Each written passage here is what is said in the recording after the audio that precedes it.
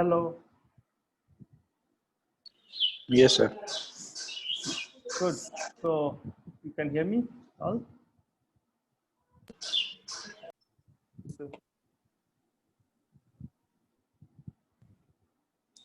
Hello.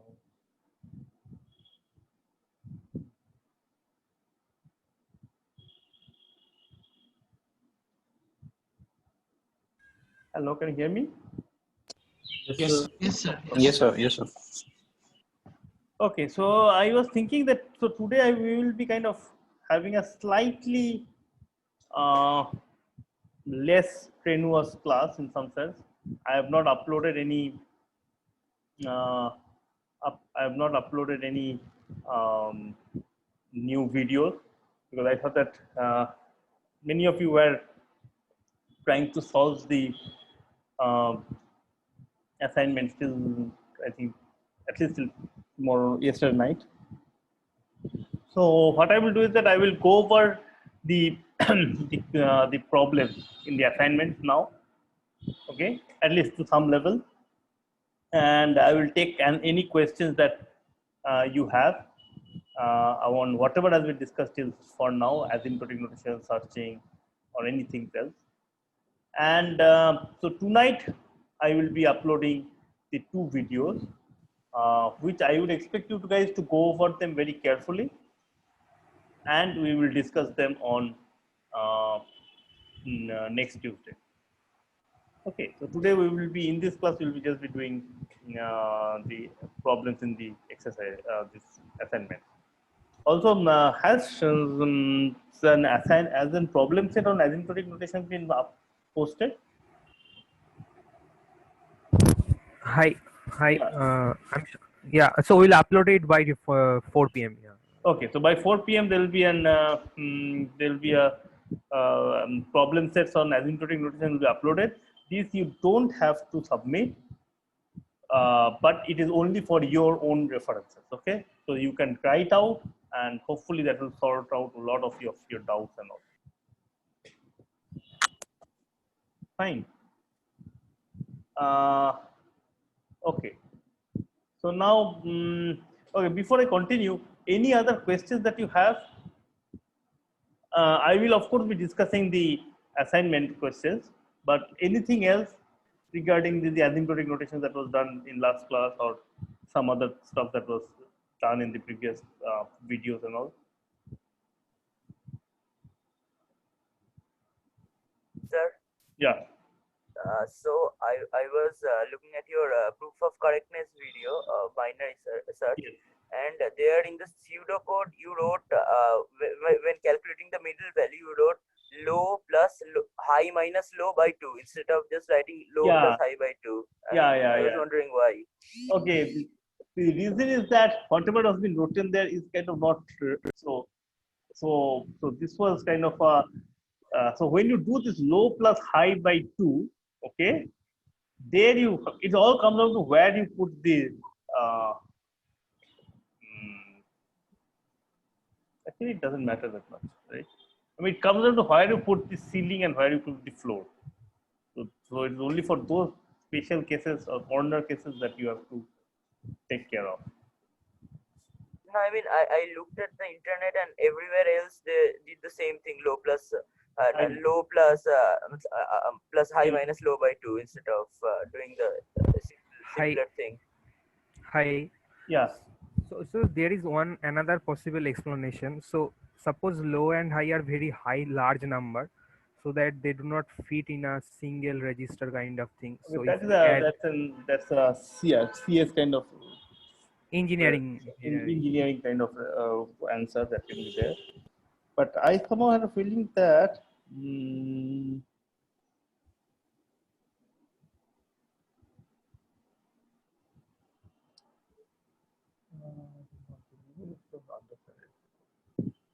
yeah, I mean, where do you put the so if you so this is something I'm okay now I have to really check it out. Is low plus high by 2 floor of that, is it same as low plus high minus low by 2 floor?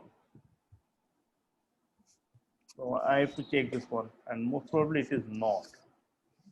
So I will just share my screen. What do I mean by that?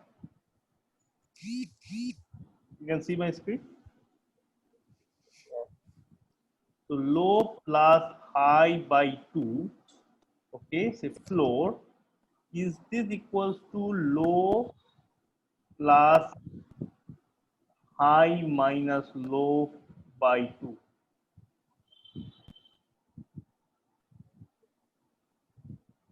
Possibly, right?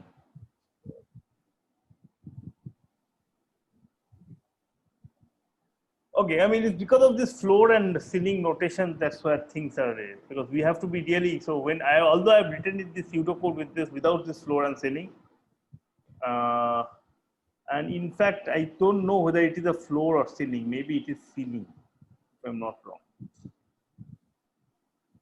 Okay, so which will have make this whole thing a much more complicated.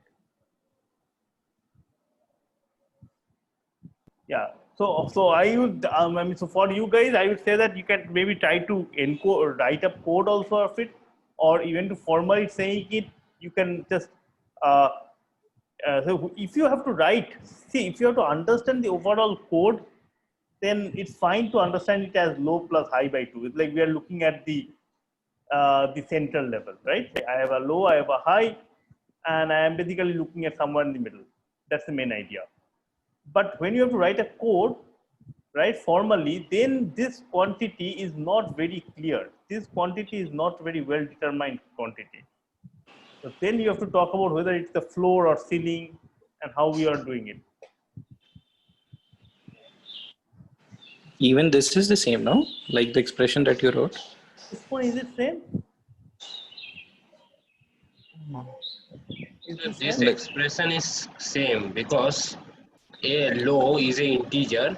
So yeah, So in that's the RHS we can move the low inside the ceiling brackets and basically it will give the LHS. Yes, sir.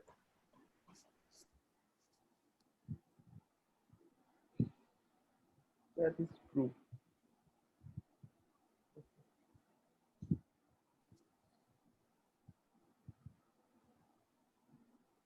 Yeah. Okay. So in that case, maybe this yeah.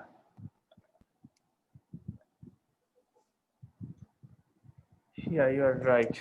Seems to be right.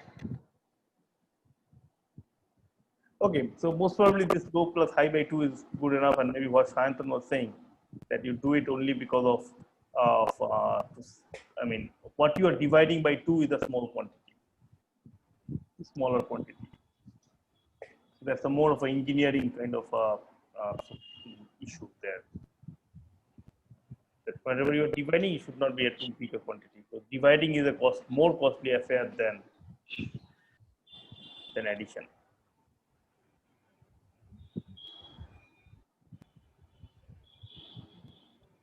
Okay, so yeah, I would say that go and I mean, there is no as such reason for writing it this way. Maybe just this is good enough.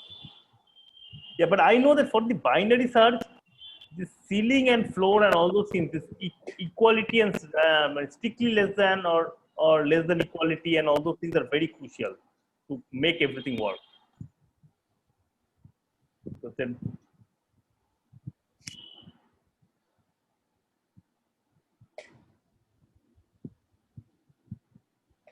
yeah. Okay. Okay. So, any other questions?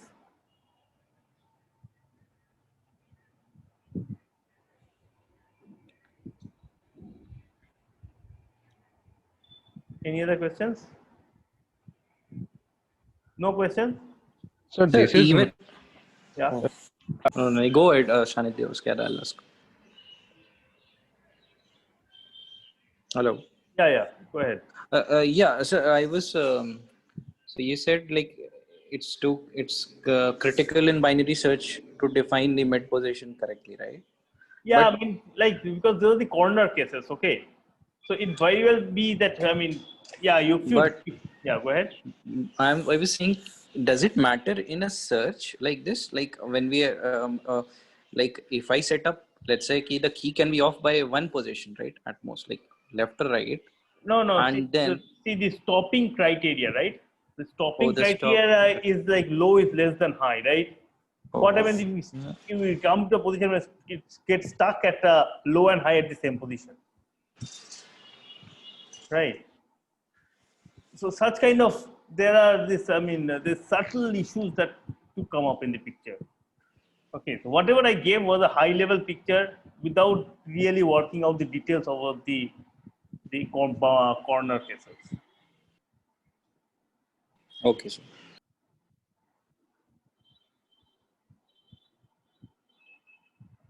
Yeah.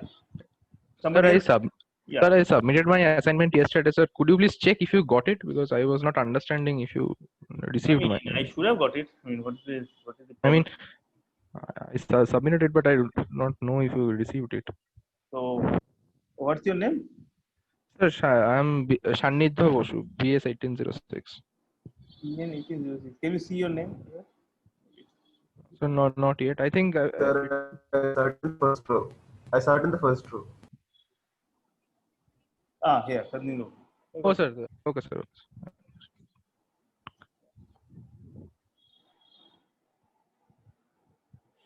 Any other questions? No questions?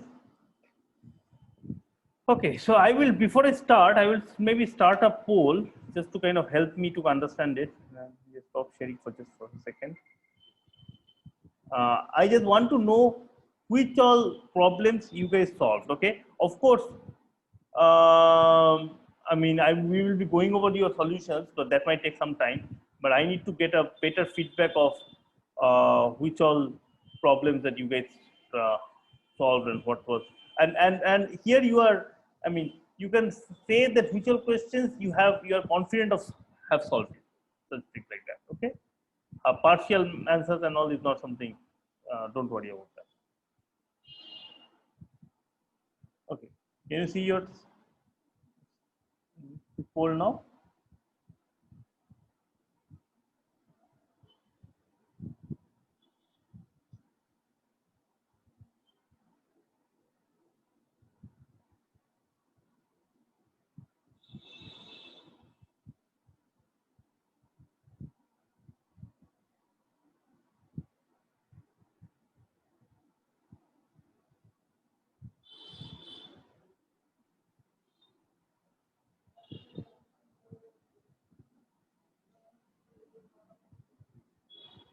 Okay.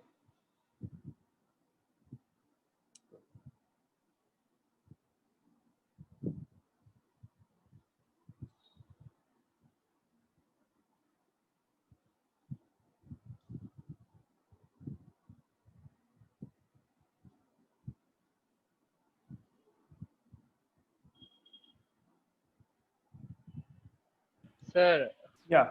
sir, I want to also check that if I submitted my assignment in late. Sir. I mean, if you submitted it, it will all have gone. I mean, there's no reason why you cannot go. What is your name? Shahrukh PS1802. PS1802. What is your name? Can you repeat it once? Sir, Yes. Haruk Mongol, right? Hello? Yes. Yeah. Yes, yes. Okay. Whoever, I'm just scrolling it down, you find your names, okay? If you don't find your name, then shout out. No, sorry. I have not shared my screen. That's okay. Okay, can you see it?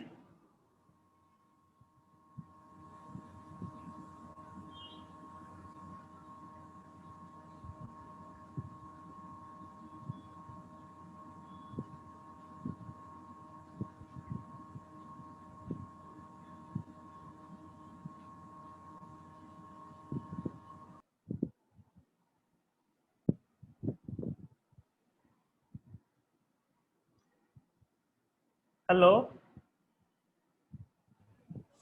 sir, could you Yes, please sir. show the top of the page? Yeah, I'll show you. But there are three people, Nitin Prasad, Arunava Bhattacharya and Prabhu Ram Vidasar. You have no attachments. Are you guys No. there? Sir, Odunabha Bhattacharya is a junior. He is not in our class. Okay, fine. Okay, and what about the other two? Prabhuram Vidya sir? Sir, I'm sending now. Okay, please upload it. And what is Nitin Prasad? Yeah, sir, I will told means I'm just sending that now. No, so Nitin Prasad is sending now. And what about Prabhuram Vidya sir? Is Prabhuram Vidya sir there? He's in your class, right? Hello. Yes, sir. He is in our class. Is he there right now? Okay, so can you guys please check and let me know if he has any issue with his internet or something like that? There's a very much possibility. Sir, his name is there in the participants list. I don't know if he's there. Is there in the participants list? Can you say what did you say? His name is there in the participants list in Zoom. Okay. Okay. So rest of you have found your names, right? Here. Yes, sir. So that means it is only Nitin and Prabhu. I mean, so Nitin told that he is submitting it right now, and Prabhu is doing something. Sir, I couldn't find my name. What's your name? Manit Pal. Huh? Manit. It is there. It is there. It I was saw. there. It was there. I It also was saw. there. I also. See, this should be not a too complicated issue, I am sure. Okay. See, I think everybody has submitted except for this. I mean, Nitin and Prabhu. That's what this one says. Okay, so don't worry about it. So Nitin and Prabhu, if you can submit it, that will be sort out a lot of problems.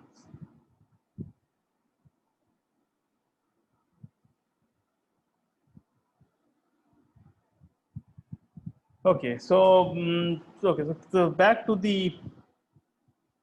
So you can see. Do you see your the quiz part? No, you don't see this quiz results. Right? The poll though was done, no? Yeah. But do you see the results or something? No. No. Okay, so basically number 6 was the place where people have got stuck, and number 1 APC, number 2 and 4 everybody has got it. So let me just quickly open up the assignment. What the assignment is.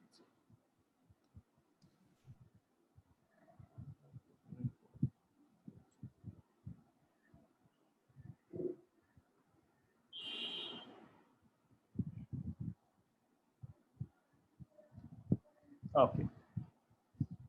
So in number 2 and 4, everybody got it. Number 3 is this one. Number 3. Okay, so let me see. What is the solutions that you have got for number 3? I mean, almost everybody have got it. So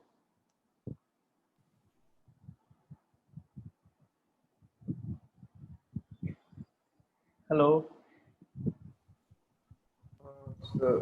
So I try to divide the median, like the array by 2 every time, ensuring that the median is still in there.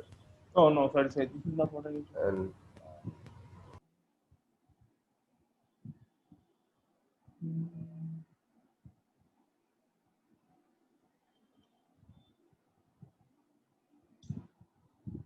Okay, yeah.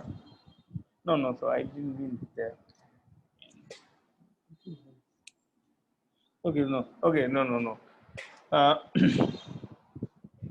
Okay, so let me ask you sorry, I thought something else was given, but that was not what was given. Sorry. Okay, so I think from number 1 to 5, we will be uploading the solutions at some point of time. Okay, one problem that was not here is that can you prove? So this is this one. Okay, prove that for finding the max,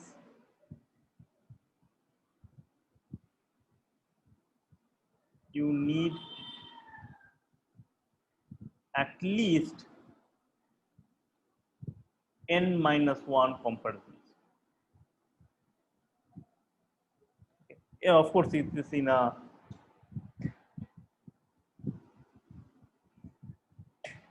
okay. So this problem was not there. I thought that this problem was there. So this is a problem that you guys can try to solve it by yourself, and this will be a kind of a fun problem to try. So if you remember, okay, I don't know whether you remember it or not, or whether you have tried it out, but Bubble sorting once will Sorry? one go of bubble sort will give me that maximum in n-1 comparisons. This is at least not. yeah, I'm not saying that give me one algorithm. I'm saying that it's a lower bound. That proves that any got it, I got algorithm it. will require n minus 1. But we can go inductively now. I mean, for lower bound, Yeah, for even for lower bound. this is not very clear. What do you mean by inductively for lower bound? I mean, setting up the case for two numbers, you cannot have less than one comparison, right? That Like, is you true. want it. Yeah. And For 3, how do you, yeah, just for 3, what will you say? See, it's like okay, I understand lower bound is a little tricky, but then number of comparisons can increase by one only, right? Like if I say ki, but that is the upper bound. You are again back to upper bound. Upper bound I can understand. I mean, you are giving me an efficient algorithm, right? But the lower bound. So lower bound you can do it inductively, but that's kind of called a reduction. That you kind of say that, oh, see, if you can give me a algorithm that uses less than n minus 1 comparison, say n minus 2 comparisons, and outputs the maximum, then out of n objects, then I can use that algorithm, massage it a little bit, and produce you an algorithm that finds the maximum among n minus 1 array. Okay, n minus 1 array, and that makes at most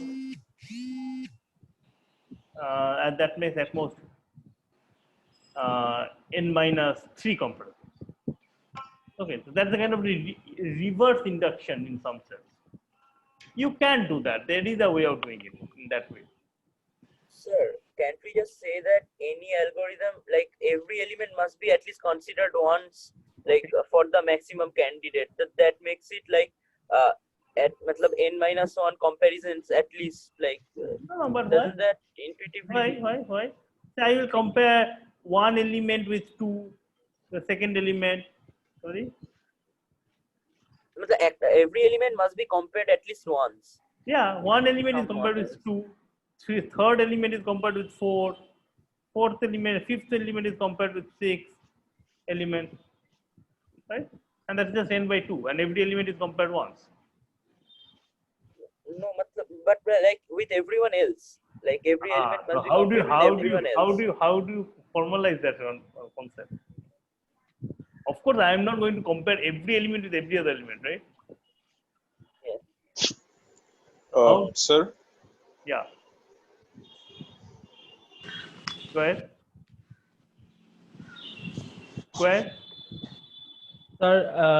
Sir, as he said that we need to compare the maximum element with every other elements, right?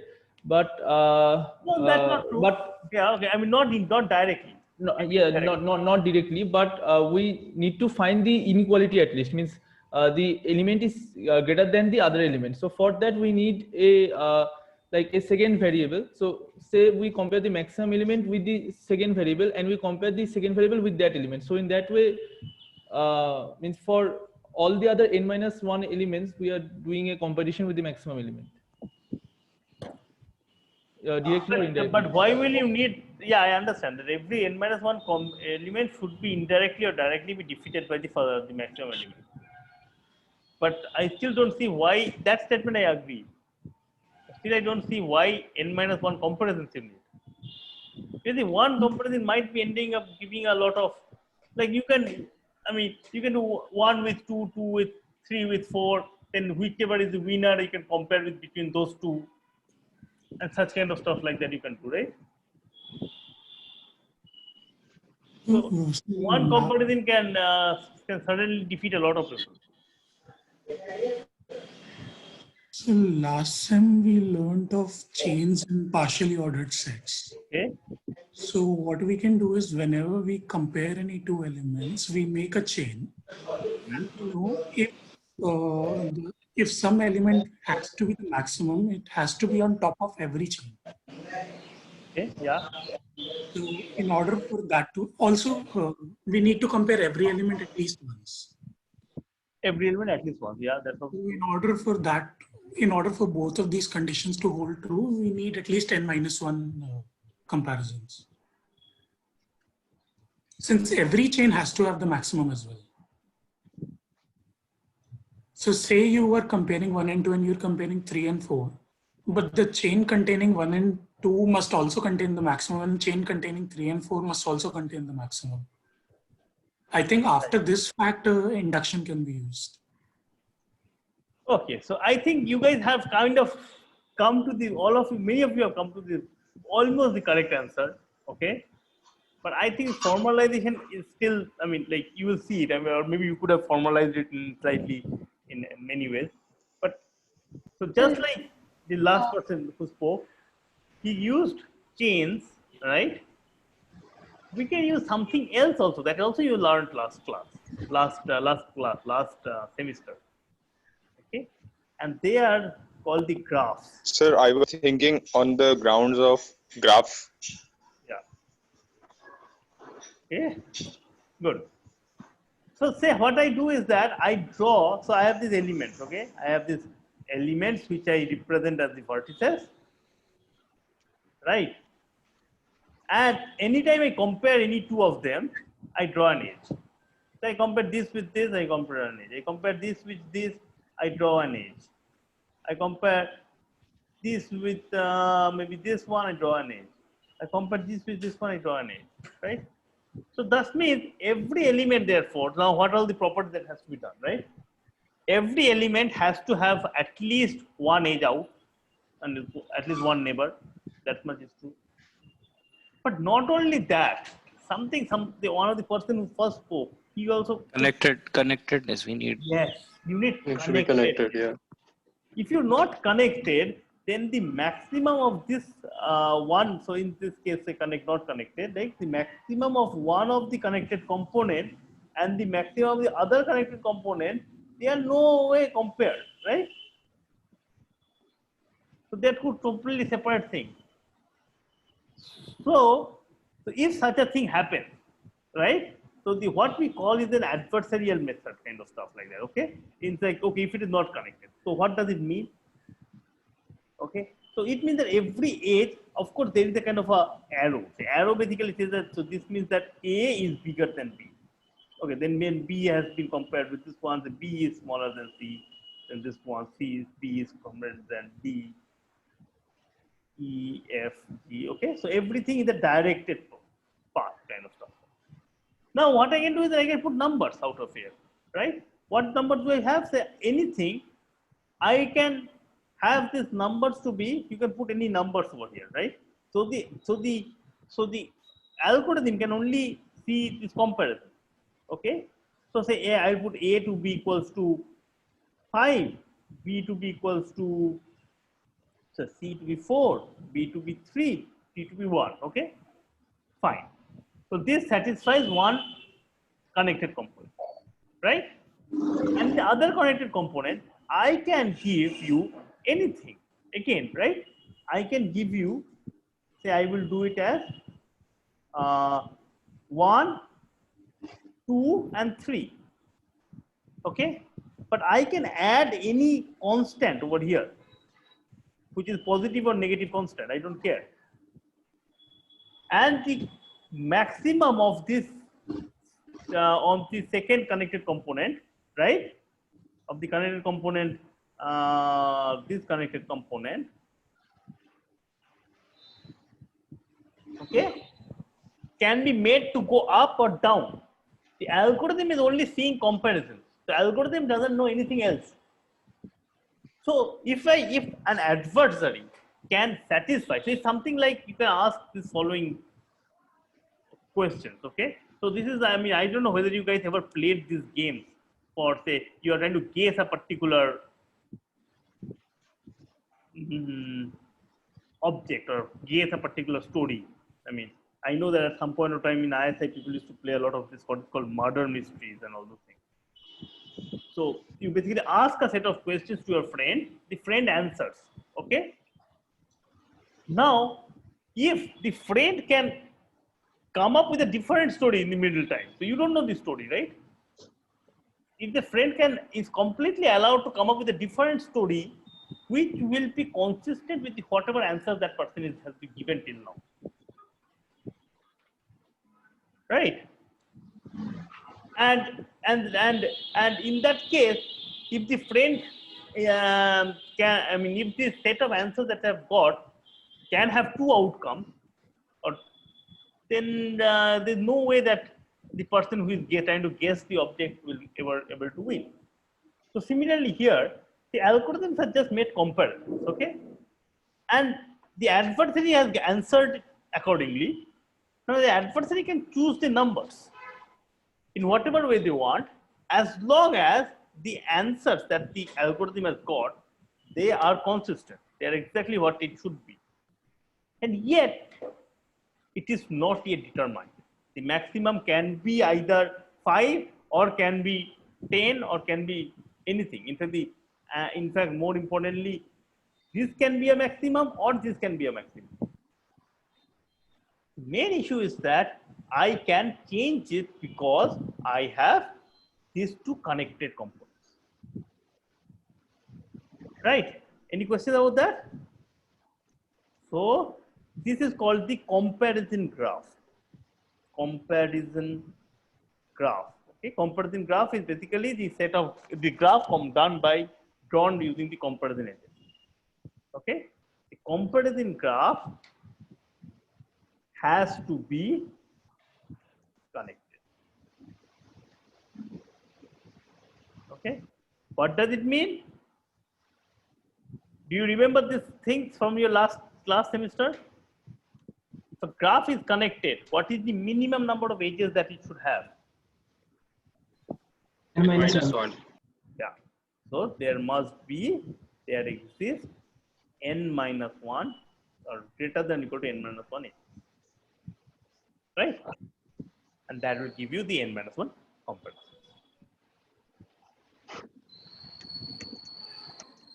Fine. So, I mean, it is like the why I kind of chose this problem to explain you is that to see that whatever you have learned for now can be used to kind of, give a formal proofs. Okay, of course, every possible statement can be proved from scratch, and hence everything can have a different proof of it and all. But it's a reasonably neat way of proving things. Okay, so this one, what was I was discussing? Any questions so far of this one?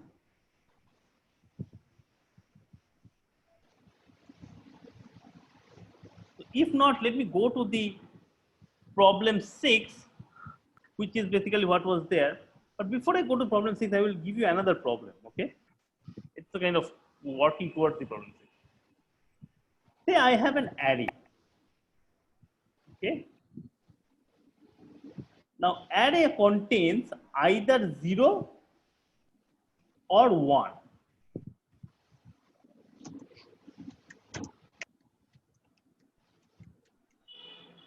Okay, something like that, in some order. I'm not saying sorted, okay? And the goal is to find I, okay, the index I, such that the ith element is 0 and the next element is 1. And what is guaranteed?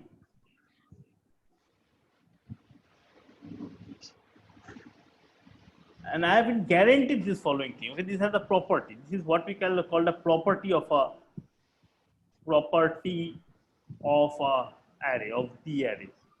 So it is not necessarily that this is sorted, but all I'm saying is the first element is 0 and the last element is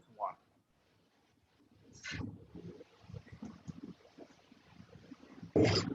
So how do you find it? We can do a simple binary search. Right, we can do binary search, right? So I can just, maybe I will just explain it just for the sake of it once again. Okay, so what we can do is that we, just like we had it in last time, we can have a low and a high, right? And I will just try to find out, I will try to bring this low and high together next to each other. So low will be pointing at a 0 all the time, and high will always be pointing at a 1. Okay, so in some sense I will maintain this particular property.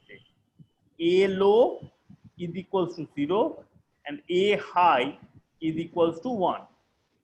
And the, I will stop when low equals to high minus 1. Okay, just one step. And what do I do? The way in which I do it is that I will go to the middle, right? This is the M. M equals to, say, low plus high by 2. Now, if this M is 1, which is in this case, what does it mean? See, it doesn't mean that there is, so that on the left hand side, sorry, on the right hand side, there is no such flip. There can very well be some flip. I don't know, right? But high can be moved to that point. But I also know that this set surely has some flips, right? Surely. So that means I can move high to that point.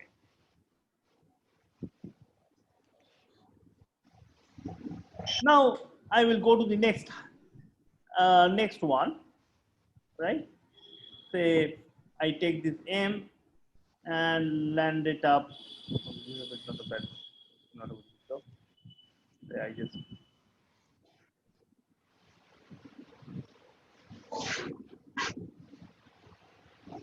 and say I take it in the middle of that, and then I have 0, right?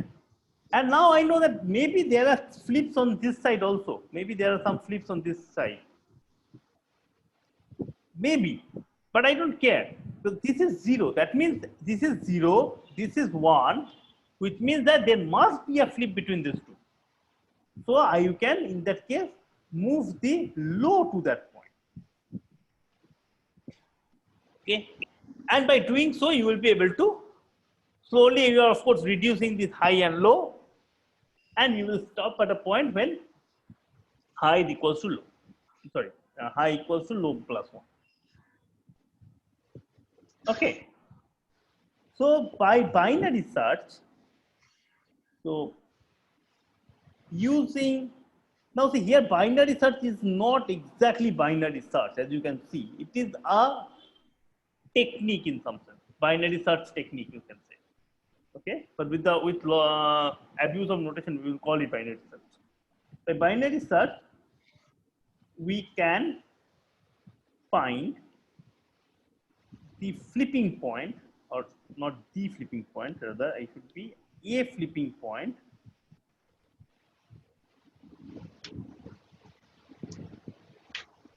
in order log n steps. Okay, fine. So this is a beautiful part of the binary search. It's not just to find things in a sorted array, but to kind of use it for finding such flipping points and all. So for the case of the coin problem. Yeah, now I think this is solved now. The coin problem is done, I guess, because now we will be able to split the sets, right? Yeah, but exactly. That is exactly the point. Exactly. Okay. This was okay. Now this is good. Okay. So I will just draw this coin problem in a slightly different way. That will make your, I mean, I personally like this particular.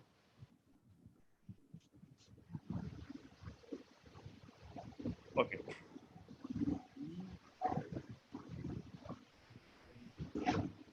Say here I have 12 coins, okay? Just for fun.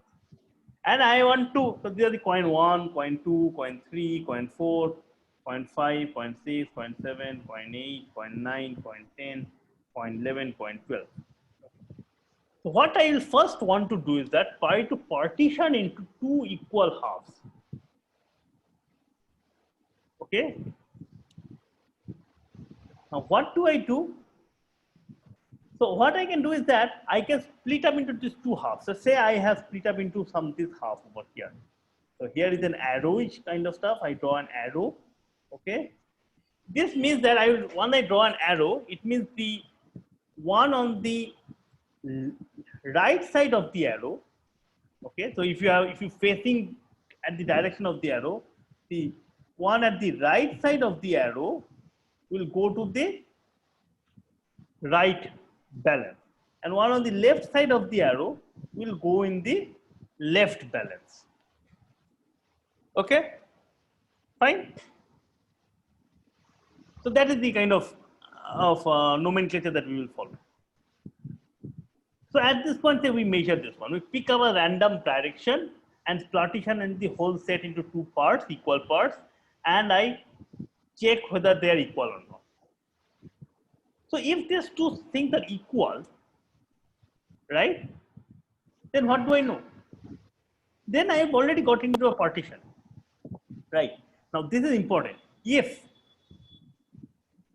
the weight on the, maybe I would say weight of L is equals to the weight of the right, then the number of coins, number of fake coins, what can I say? Number of fake coins has to be Even Equal. even and equal. Even and equal, right? So this has some bits. Okay, so they are the bits. So this is B0, B1 up to B log n, right? These are the bits. I mean the binary representation, right? If I write it in the binary representation, the number of fake coins, what do I have? I have that. If it is equal, then I know that this last bit is 0, right? And not only that, one of the halves, any of the halves, doesn't matter half, has a certain number of fake coins. The total number of fake coins is that times 2, or meaning all I have to find out is this side. Right. Okay. So if you can partition into two halves of equal weight, then I can do then I know the last bit is 0, and then we are in a very good shape. But in a set of coins, finding out the last bit or even to partition it is pretty non-trivial, like finding out a random direction and hoping that the left and right side are equal, then it's very complicated, right? So what I can do is this following. Okay, I will use some very easy animations now. Sir, what are these BIs? Could you please tell it once again? Sorry. Okay. What are these BIs? Okay, so number of fake coins. What is the number of fake coins? If somebody asks you to output a number of fake coins, how will you output it? At the end of the day, what will you output at the end? Your question actually. Huh? No. I'm not saying the value, but how will you tell me the number of fake coins? It will be an integer. It will be an integer, right? You can write it either in a decimal form or you can write it in the binary form, right? So I am saying that, and the total number of coins all total is n. So it is at most a binary string of length log n. Right? Hello? Yes, sir. You're there? Okay. That was a binary string of length log n, right? So now I am so basically to find the number of fake coins, you have to find out all the bits of this binary representation. Now, why am I writing it binary? Because we are partitioning into 2 halves and all, right? So it is a binary will come up in the picture. If you are partitioning into 10 halves, then it will have been 10 equal parts, then it will have been decimal or something like that.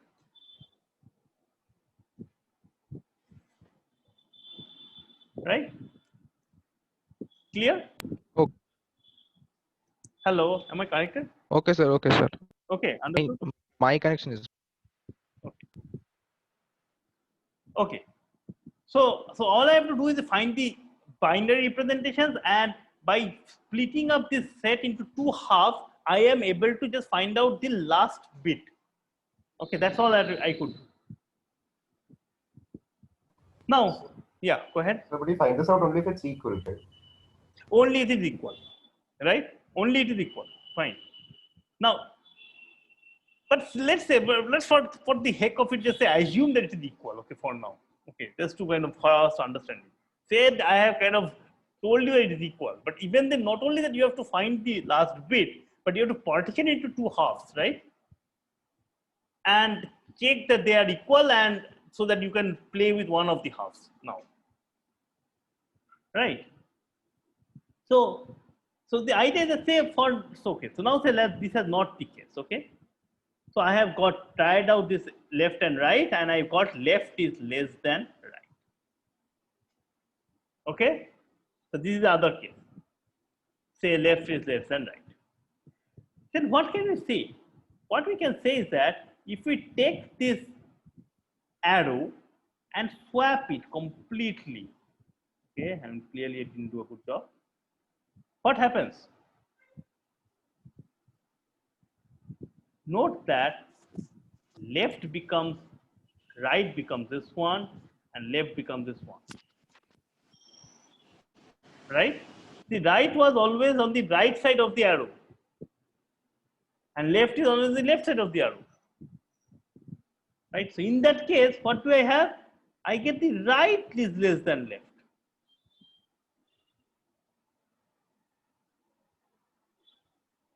So that means that when I had it flipped, okay, so when I am flipping it, it is swapping, right? When I am checking it, the opposite is happening. So somewhere in the middle, there must be a place where the flip happens. You understand? It's exactly the flip finding. So what you can find is that, so that means there exists a rotation or whatever, direction such that left is equals to right. Okay. There will be a direction, say something like this, while left will be equals to right. So note that in this case, by the way, left and right changes, right? I mean, I should also, I mean, if I had understanding of how to write a lot of things. Are we assuming that the number of fake coins is even? No, I am not. But let's start with that for now. Okay, so you'll understand it, what happens. I will tell you what happens after that. Okay, so if you have this one to be left, right, and this one to be left. Okay, so if it was even, okay, let's start with that. If it is even, then by doing so, I would be able to, in log n steps, by the binary trick, be able to find out a place where it would have produced it. Okay. Else, what would have happened? Okay. If it was Else, yeah, go ahead. Else we could, just drop, like we can already know how to find an index bad good position, right? So we can Okay, instead drop that. We can drop that and then still get a partition. No? That is one way of doing it. That you can drop one bit, we will find a coin, another coin in order login steps, and then So we can see at or you what can actually, point the switch happens. yeah. So actually, else what will happen is the following. Okay, I will show you. Is that you will be stuck between. You will be stuck between this one and this one. Okay. Here it will be that, oh, the right is less than left. As soon as you flip one coin, you will have left is less than right. This is what will come out. Okay. So what else? What you would have found out is that else you would have produced a set of two coins.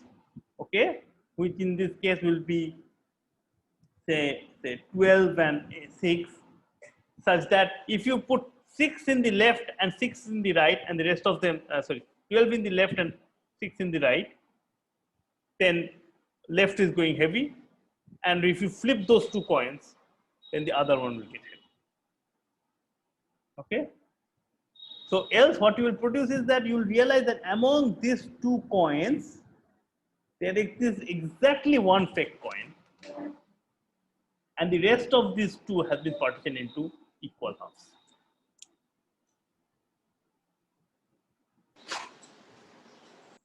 This is for n equals to odd.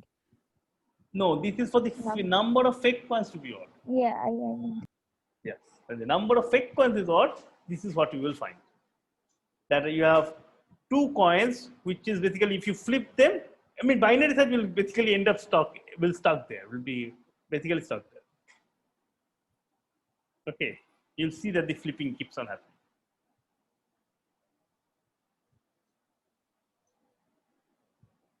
Okay.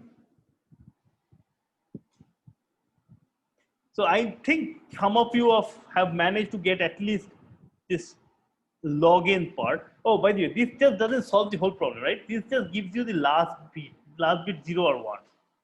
But then that's a part of it, right? Once you have this one, you will get, so even if it is even, then very nice. You'll have two equal halves. You start with one half and go and find out it. Find out the total number of them. And those will basically be inductively, you will be able to find B1 to B log n. So there are log n bits, and for every bit you will have to spend around log n, actually less than log n. What you will have to spend is, for B0 you have to spend log n, for B1 you have to spend log n by 2, B2 you have to spend log n by 4, but if you do this whole concept, this will basically be, I mean, you prove it that this is order of log squaring. Okay. You don't get too much in class. Okay. So because this quantity is nothing but log of n to the power n by something. Isn't it n to the power log n? Sorry, n to the power log n, n to the power log n by n to the power log n by some quantity which is 2 to the power something. Go and find out whatever that quantity is. But more importantly, it will be. Is that important? Is the denominator important? I mean, denominator, if it is too big, it would have been produced much less number, but it is not too big. That's important. Okay, so it is not like it is log to the power 3 over 2n. Okay, so the denominator will be something. Yeah, I think something of the form of log square n. No, not log square n. Yeah, it will be log square n by 2, I think. 1 plus 2 plus 1 plus 2 plus 4, and also how many of them?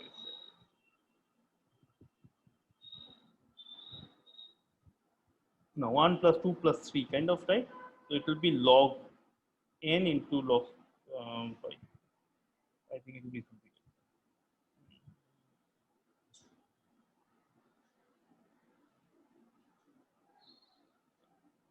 I think it will be something of the form of log square n by 2 or something.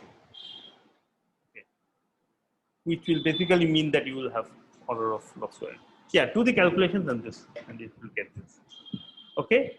Now this is when you find the last bit, and so if it is equal or the last bit is 0, then you will have two equal partitions that done. If it is odd, then what do you know? You get such a thing, right? When you can remove these two coins or balls, and the rest of them has been split up into two equal halves. So you take one of the halves, just one of the halves, and that's it, and work with that. And the total number of fake coins in this half is exactly this, because B0 is now 1.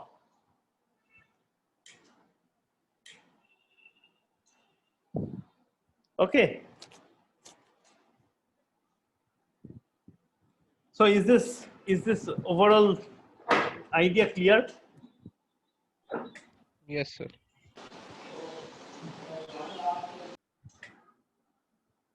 Sir, can you repeat the log n by 4 plus log n by 2?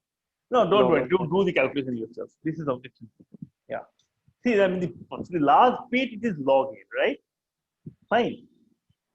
For Yes. the second bit, how many coins are there? Just n by 2, right? So it is log of n by 2.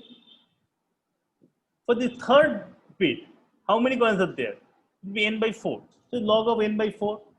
So it is this quantity. The total number of comparisons that we need is log of n plus log of n by 2 plus log of n by 4, and you keep on going till log of say 2, which is 1, right?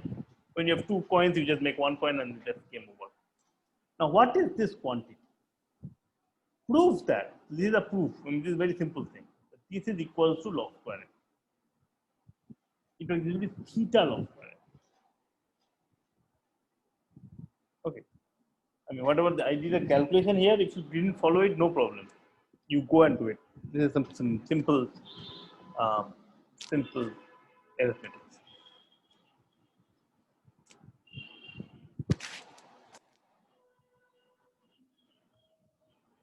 Okay.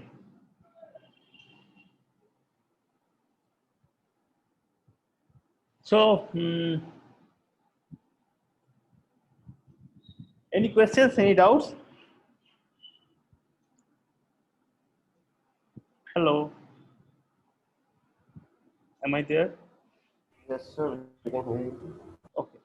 Okay. So, what basically this would have given you is that there is an order log square n algorithm.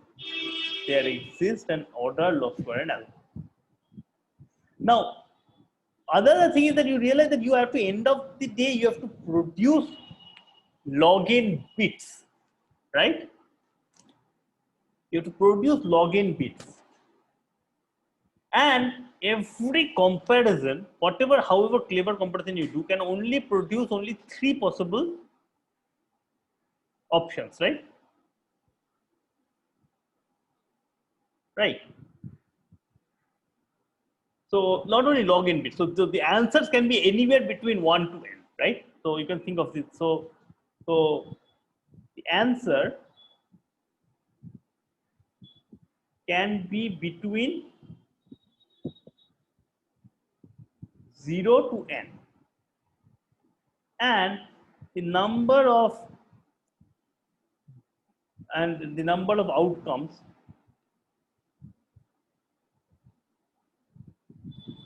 per weighing is equals to 3, right? It can be either this is less, this is heavy, or they are equal. So by the decision tree argument, what do I know? That there is a lower bound of log n base 3. Okay. The log n base 3 wings. This is a wing. It's in terms of the wings, the number of wings that you. So, No, but answer can't be zero or n, right? Because if it's 0 or n, we can never find out if it's lighter. Okay, say 1 to n. But it doesn't, yeah, maybe it's not 0 to n, it's like 1 to n. Doesn't matter again. These are just a matter of this is the omega kind of stuff you want to write. Okay. So we have an upper bound of O of log square n and a lower bound of log n. There's a big gap in between. This is the open question. Is there an algorithm that can do better than log square n? Or can you prove that any algorithm will take more than log n's comparison? So I believe that the lower bound should be up. The lower bound should go up to O of log square, omega of log square n. But it is open question, so anybody can believe anything. Okay. So I mean, this is not my open problem. This is a problem that was given by my advisor, my PhD advisor, Laszlo Babai. Now, I'm not sure whether he himself invented this problem or this problem came down as like a well-known puzzle from somewhere. But this has been there for quite some time. It's a very nice, interesting combinatorics question. And there are a few papers written on this direction. Not too many, 2 or 3, I think. But not exactly in this one. There's this another model of adaptive versus non-adaptive. I don't want to go into that. So if you guys are interested, feel free to try to solve this gap, reduce this gap. Okay. So this is an open problem, and in any open problem, everybody is in the same page. So these are the kind of questions that we try to solve in algorithms. You either come up with a better algorithm or prove a better lower bound. Okay, so this is open, so I should just write it.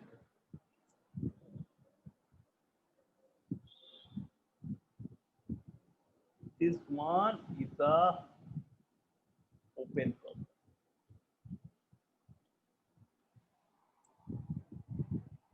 Okay, so what is the gap? I mean, where does the exact number stand? The quadratic gap, we say, it is log n and log square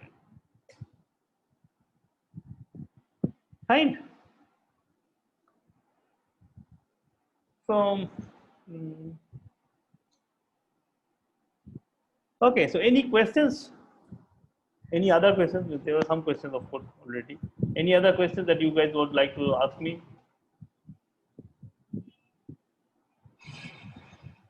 So can you explain the binary search part once again? Like how are you like assigning the low and high and mid like in the circling the partition thing? So think about it, okay? Think about it. This is something not too complicated. So what you know is that, so in fact, I have to draw it a little bit here, okay? So if I have say a set of coins over here, right? I know that if this, so this is, in this case, left is less than R, right? Yeah. And maybe I will draw another one with a different color slightly. In this case, what happens? Right is less than L, right? Yeah. So this is, one of them is low, one of them is high. So what will the mid be? So basically it's a flip, right? You kind of flip it around, right? And like this, and if you change it, it changes. So the mid will basically be the middle of these two. That will be the mid. Right. And in that case, you find out is in this mid, is the low is left less than R or R less than L. And depending on that, you make the high and low accordingly. So if this doesn't balance, we are basically going back to the previous thing, because if you reverse this, then like the other half is like it's a plus sign. Like how are you accessing the other elements? Which other? Like if this doesn't balance out, then we are basically going back to the red partition. No, of course not. No, what happens? So that was the half of. Yeah, but see, I mean, like say here, say here, what do I have? So let me just, I forgot which one I told what, but say this one was say low, okay? So that means the left was, so this left was bigger than R, right? Now if I change it and I go to high, okay, then the opposite was happening. Now say here in this mid, I get left is less than R. So what does it, I know, see there is a low and there is a high, right? So what I will do is nothing but I will make this low equals to this mid. So I will make low equals to mid. Okay, so I will just remove low and make this one to be the mid. I mean, sorry, the mid one to be low. Okay. Now I have high and low, and high again the same thing is happening. Got it, sir. Right? And then you continue like that.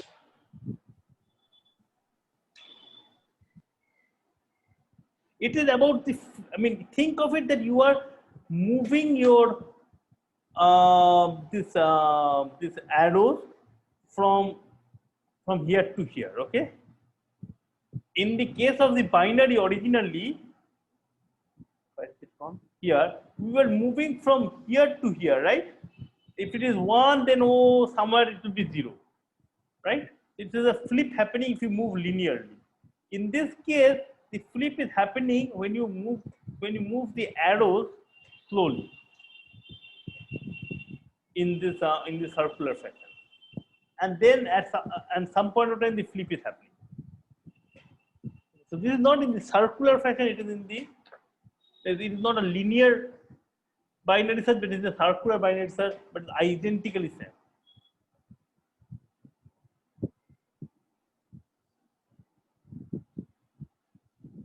Any questions?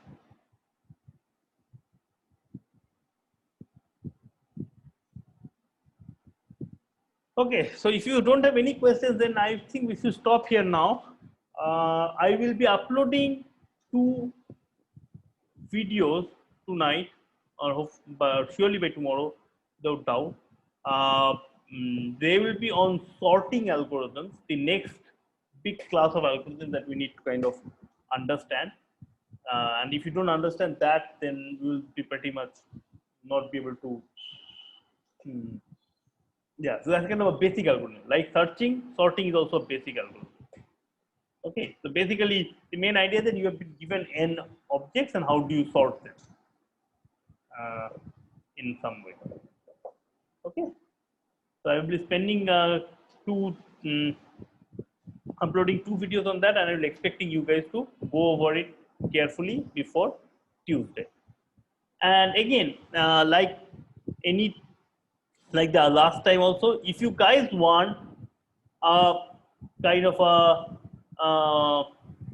a session with the TAs for problem solving and so on Saturday, please send us a message in the classroom and we can take care of it. Okay, fine. Any more? Stop share. I had a general question, not relevant to, sure, not very relevant to like the topics. Just the open problem that you said about, right? That you have a log n lower bound and upper bound of log n squared. Yeah. So let's say if someone is looking for a solution, how does you cannot try in ways, and every day you try something new and say, oh, this might work, this might not work. So one way of doing it can be analyzing it, knowing okay, log n is a number and 1 is a number, and knowing okay, some algorithms we know firsthand. For example, binary, search would work in login time or something. So we know one is the number and login is the number, some function in between, trying to merging it with the binary search, some way clubbing them together, making them work. That could be one way of searching for a right method, or one way it could be to go mathematically about it. Yeah, see, these are So for how open do you? problems, there is no unique. I just wanted to understand and know what is your take on this. How do you actually get to like if something is solved, like in what direction is it Right. approached? So usually, first of all, that you do is that you play with the problem for quite some time. Okay, like you try to find out. Oh, so that means say for this problem that if it is an upper bound of its login, so the first question is that can it be that someone can find the so that the last bit in better than login step? Okay, that will be the first question. Make smaller, and then you say, okay, maybe you can find that you can prove actually. In fact, this one is known that the last bit cannot be found out in less than login steps. Okay. Okay, fine, very good. Last bit cannot be found out in less than login step, but that doesn't mean that all the bits cannot be simultaneously found in login steps. Okay, so any one bit to find out you need login steps, but maybe to find out all the bits together you also need login steps only. Some cleverly something falls out in place and all. So you can try out various things. You can try out various ideas that you can come up with. So that is one direction. Then you can look at the lower bounds and try to come up with various lower bounds. What does this weighing mean, and so on. And once you start playing with this kind of functions, this problem for quite some time, then at some point of time things to be kind of falling in place in your head, and then you take a call that, oh, I really think that is lower bound is high.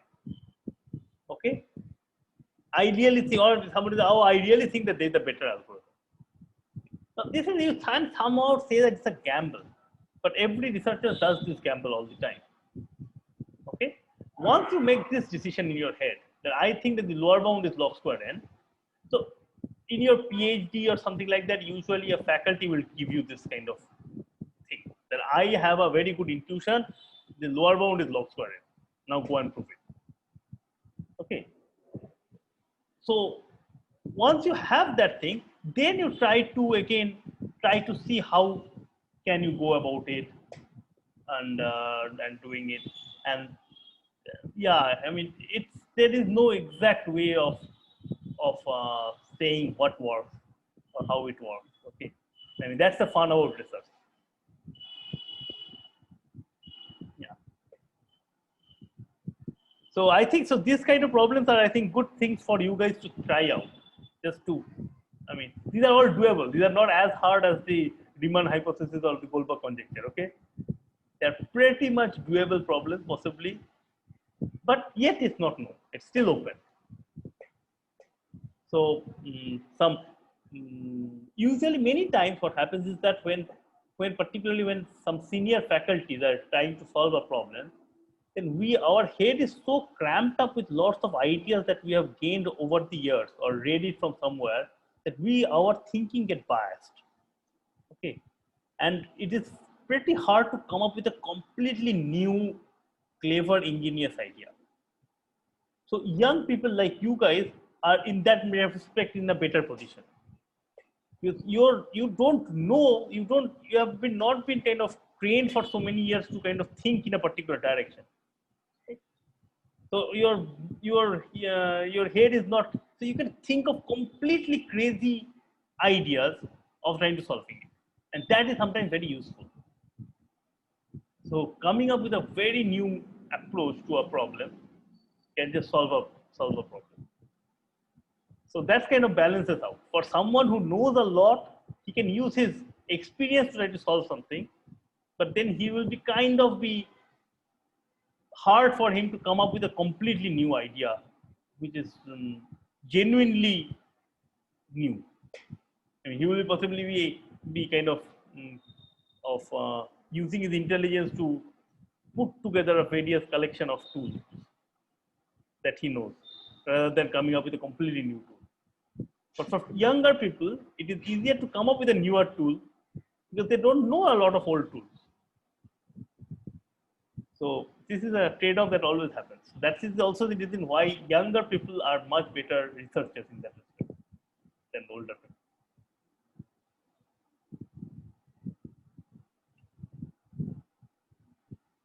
Okay, hello. Yes, sir. Thank you, sir. I got it. Like I was just trying to figure out how actually things are done. Like you can't take a method every day, and No, at no, the end of the day you say, oh, this doesn't work. There has to be some grounds on which you work. There you has to be break some. it up into smaller and smaller problems. That's the main idea. That's always how this. Okay, sir. Thank you, sir. Okay. I think, okay, so let's stop now and we'll talk later. Bye.